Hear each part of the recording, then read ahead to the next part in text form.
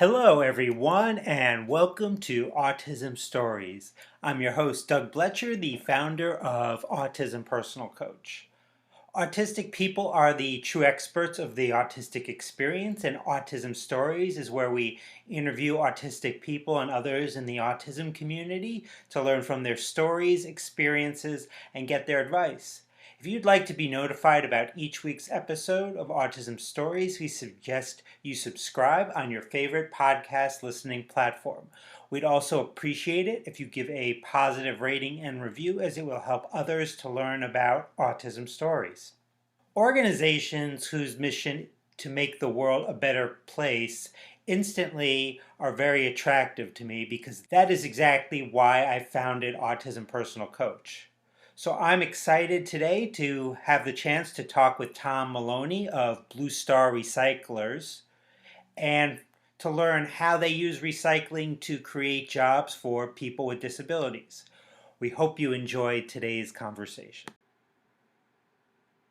Tom, thanks so much for joining us today. My pleasure. I wanted to start out by learning where does your story in the autistic community begin? Well, I was diagnosed kind of later in life. I was about 30 years old before I got my diagnosis. I always knew something was kind of off. I had an IEP back when I was in school, but it was a very kind of progressive school. And like, people just learn at their own pace. So I didn't quite get the diagnosis until I was about 30 years old. So that's where I got my start. Now, you've worked for Blue Star Recyclers for 3 years now, and their mission is to recycle electronics and other materials to create local jobs for people with autism and other disabilities. I read that you have had a passion for electronics since you were a child. What is it about electronics that fascinates you, that you're passionate about? I think electronics and computers just in general I've always loved. Even when I was a kid, I loved taking stuff apart. My parents would literally buy me stuff from the thrift store for Christmas sometimes to just take apart to like seeing what was inside and seeing all the different pieces.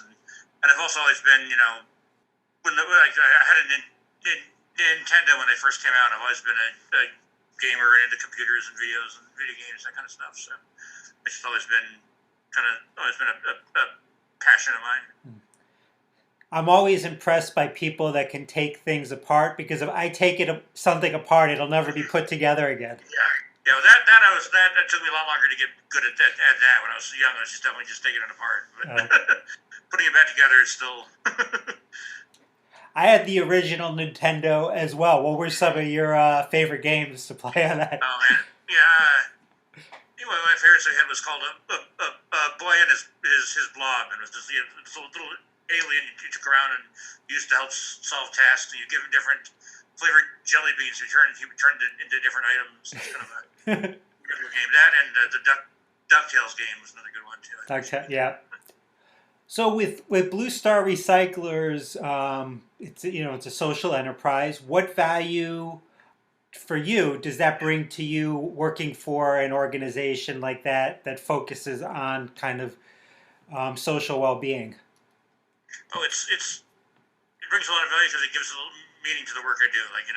For I don't know, probably 15 years before this, I worked at a amusement park. I did lights and sound at their shows, and I worked at haunted houses. I have a degree in theater and film, but it was sort of it was the same job. It was a seasonal job, and it was just kind of put on the show and just kind of, but it wasn't paid very well. But here, I'm getting, the work I'm doing helps the environment, helps the community. It helps. It gives meaning to the work that I do. Does it make it easier to kind of there's some days where we just don't want to go to work, don't want to work. Does it does make it easier when I know there's a even when I was doing theater, that's why I like doing theater. You're putting on a show for people. Here, we're helping save the environment. There's a bigger picture. They say, folks on the spectrum tend to be good at repetitive tasks and that kind of stuff. But it's also good to then have meaning behind those tasks. Mhm. Now, with Blue Star, you've become the first disabled senior leadership level employee as the resale and digital marketing manager. Sounds Mm-hmm. like definitely would keep you busy. What exactly does a resale and digital marketing manager do? So yeah, being a nonprofit and social enterprise, so everybody has to wear a lot of hats. So for the resale part, we were when I started here, we were bringing in computers, electronics, and everything was just getting taken apart and sent downstream to the company that grinds it down, separates the metals and plastics, and sells it back to manufacturers. But about 15-20% of the computers we got in still had life in them. So I started collecting those to the side and testing them, and then we learned how to sell. We learned where to sell RAM and processors, little components and things. So like the stuff that we used to be getting $4 a pound for, we can sell for like $200 for a little tiny chip. And so that was sort of the resale part. So we started, and we're also, as part of that, we're also learning how to take some of the computers that we get in and refurbish them for other nonprofits, low income families, that kind of thing. Because especially right now in the pandemic, if you don't have a computer at home, you can't work or go to school. Digital marketing side, when I first started here, we didn't have the resale program, and I was sort of doing the front counter, but then we got a small grant to do some Facebook and social media advertising, and I've always been really big into social media and been on the internet for forever. So I sort of took over running the Facebook page and then started the Google ads and all this kind of stuff. So that's the digital marketing part, is like learning using social media like LinkedIn and Facebook and all those kind of sites. What have you learned from like using the Google ads and stuff like that? Because I have to do a lot of social media stuff as well. Mm-hmm. Yeah, I've always liked it because it sort of gives me time to process. Like, sometimes vocal conversations or conversations on the phone, it takes, like I'll just say yes to things. So the conversation is going a bit fast. But then, like, but online, you can actually like type out your message and edit it a little bit. You can send it. You can read their response and process it. It's really that a lot of that part of it has been helpful, and also like not just for business, but like even socially. I actually met my girlfriend on Facebook. She lives in Scotland, but I've been to visit her a couple times now. But it's a time to, because it helps with the processing of communication. Now, you started out as a part-time employee at Blue Star and progressively took on additional roles and responsibilities. What do you think you did as an employee that kind of led you to getting the promotions within the company and now being at a senior leadership level? Mostly, I just it was being willing to take on extra and new tasks, like being able to like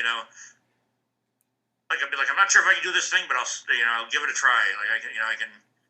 It's one of the like sort of social fakes I learned when talking about interviews and stuff. Is like, can you do this thing even if you can't, even if you're not entirely sure if you can do it. You're like, yeah, I can do that. I'll take it on. I'll try it. And you usually, I was just willing to like, I'd see something that needed to be, that was like, I think, I would figure out how we can do this better. I can. So generally, just being proactive and like I don't have the most executive function, but I still was able to like tap into some of that and be like, here's how somebody doing this job would probably do it better, and so here's how I learn sort of how to do it.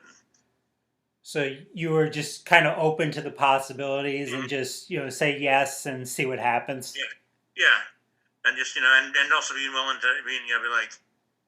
Or like if somebody's doing something else, you can go. It's okay to be like, "Hey, show me how to do that." Like if you're in a downtime and somebody else is doing a different job, be like, "Oh, what are you working on? How can I, show me how to do that?" Were there some things you said yes to after trying them once or twice that you kind of went back to management and said, I don't know if this is for me? Yeah, yeah. There's always some things like I was working in the front end at first, and I've top of everything else, I was born about a month early and have some fine and gross motor issues. So that was someone was like, yeah, I was willing to like help carry the big TVs, but I'm a bigger guy and not the best in shape, so I was able to. I said, if I could find me a different job where I can put my skills to better use, or another thing, like as I started, like I said, started doing the front counter, so there was a lot of interaction with the public and answering the phones. And phones for the longest time always gave me like anxiety attacks almost. Got better, over time, like practicing and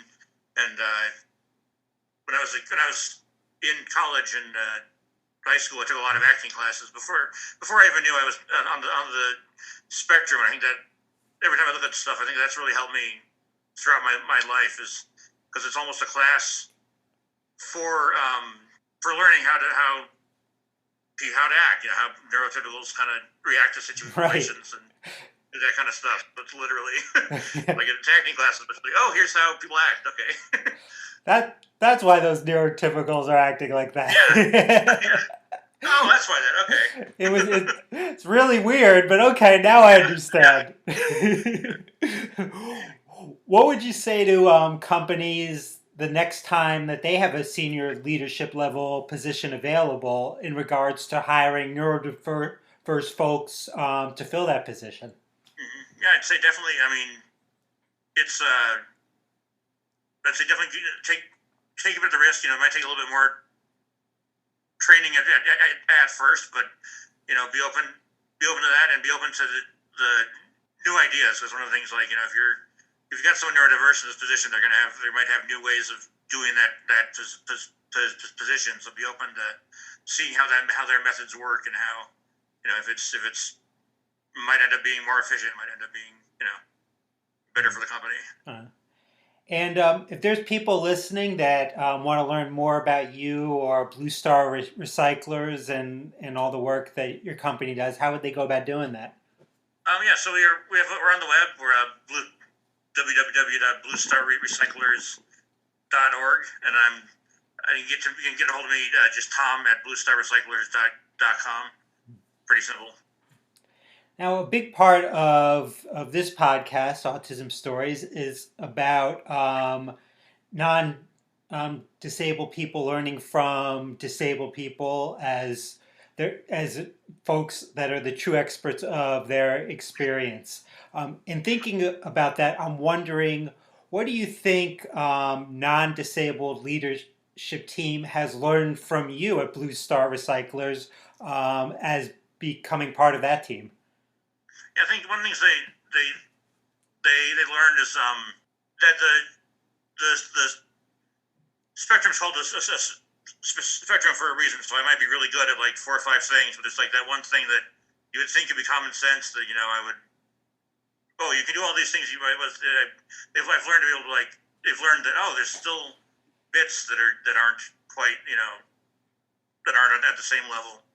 Sometimes they're like, sometimes we'll forget that you're on the spectrum. Like, yeah, but sometimes there's things that I have trouble doing or that I can't do. They're like, oh yeah, I have to, so they have to start thinking a little bit more complexly about strengths, weaknesses, that kind of thing. Mm-hmm.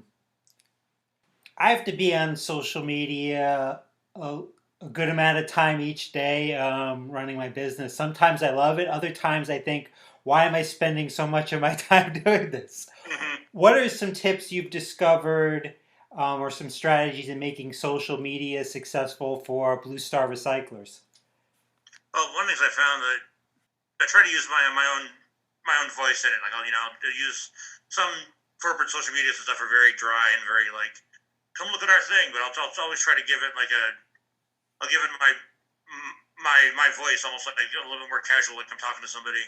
And I'll kind of and it makes it a little bit easier to read. A little bit, put a little bit of humor in it, a little bit of because it's people who pay attention to a lot of social media. They can tell bullshit from honest posts. So it's nice. Just kind of keep that communication open. That they that your audience usually knows kind of what they're what they're getting. So you just try to keep have an open voice and kind of. And Another thing I do that makes it a little bit easier for me is like, you know, sometimes I'll just kind of like gamify it, set goals, like, oh, maybe if we can get like X amount of followers, I'll try to like set little goals like that, or like, oh, we've got this list of companies today on social media. I'll try to find their management, or try to find sort of like pull little tasks out of there and kind of to make it interesting, to make it. Now, what like do you have any like future goals in terms of your work with Blue Star Recyclers or? Yeah, yeah. Well, like I said, we're doing mostly resale right now, but I'd love to. Our goal, if eventually, is to also do more digital equity stuff. Get computers in the hands of low income families and people who don't have internet. Especially like our location here in Denver is in an economic opportunity zone, which means like half people in our, I think maybe 60, only maybe 50% of the people within about 5 or 6 miles of our location have a computer in their house, and so they're trying to do some more with that and kind of give back and be able to. That way, we can also offer that service to companies like, hey, your computers will get reused, in a good way. And are you getting like more of a demand for your services during the pandemic? Yeah, we've been fairly steady during the pandemic, which has been pretty good. Actually, recyclers are essential workers, it's essential business. So we keep open, and I think a lot of people too were cleaning out their houses when they were all on lockdown. So we've got all the stuff in their basements. And Oh, so you're getting a lot more donations. yeah, we've been getting more like because we also we still get a bunch of TVs and a bunch of everything else. We're still getting a bunch of stuff people have had in their basement forever. Realizing, oh, I have this thing. Yeah. Where can I donate it? I guess Blue Star Recyclers. Yep. Yeah, and we're East Stewards certified, which is like the most stringent like certification, where you have to everything has to nothing can go into landfill. Everything has to be like ethically disposed of, usually within the United States, or like in certain ways that are, because a lot of e-waste, if you if it's just put in the dump, or gone to a non-certified company, it ends up in Indonesia and Africa, and sort of like there's these big trash dumps that like people go through and harvest stuff, but it's really like not healthy or safe. So we try to make sure everything gets ethically taken care of. Well, Tom, I really appreciate your time today. Thanks so much for having this conversation with me. Yeah, my pleasure. Thank you. Thanks to everyone for listening, and thanks so much to Tom for the conversation. To learn more about Tom and Blue Star Recyclers, check out the link in the podcast description of this episode. You can also find a link for a free call to learn how all the different ways coaching from Autism Personal Coach can help you. So book a call with me today. If you would like to be notified about each week's episode of Autism Stories, we suggest you subscribe on your favorite podcast listening platform. We would also appreciate it if you could give us a positive rating and review, as it will help others to learn about Autism Stories. On next week's episode of Autism Stories, Becca Laurie Hector and Andrew Camaro return to Autism Stories to talk about their new podcast, Two Autistics Talk Money. Talk to you then.